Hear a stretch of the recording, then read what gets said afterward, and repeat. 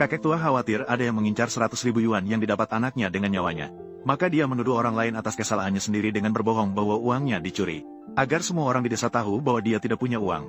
Namun, anak-anak nakal di desa itu justru menganggap si bisu yang mengembara ini sebagai pencuri uang. Kakek tua melihat si bisu yang kotor dianggap sebagai pencuri. Sangat merasa bersalah. Namun, sekali panah dilepaskan, tidak ada jalan kembali. Kakek tua hanya bisa terus berpura-pura dengan terpaksa. Kamu tidak punya koneksi. Bagaimana kamu bisa bertahan hidup? Si bisu tidak bisa berbicara. Dia hanya bisa terus-menerus mengangkat tangan sebagai isyarat bahwa dia tidak mencuri.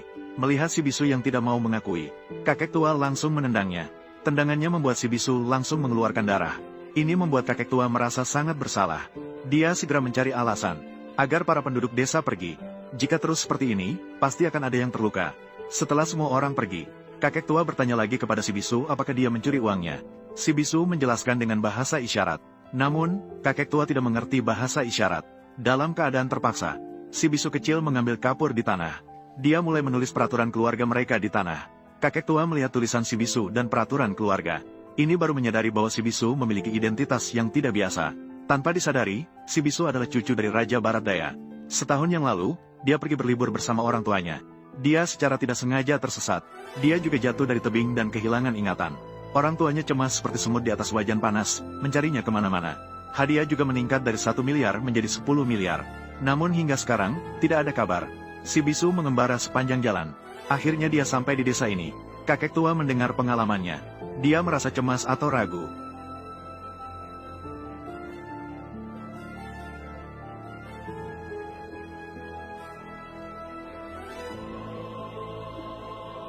Alasan si bisu tinggal di desa ini adalah karena dia merasa tempat ini sangat familiar.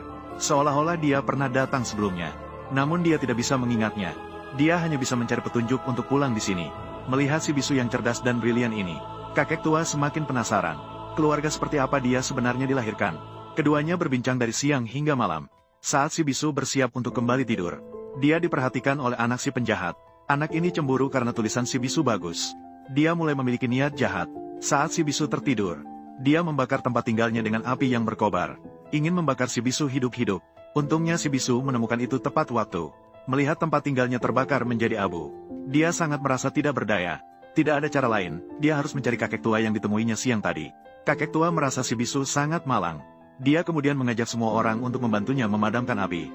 Namun tidak ada seorang pun di desa yang bersedia membantunya. Dia hanya bisa melihat api besar itu dengan mata terbuka, yang membakar tempat tinggalnya hingga habis.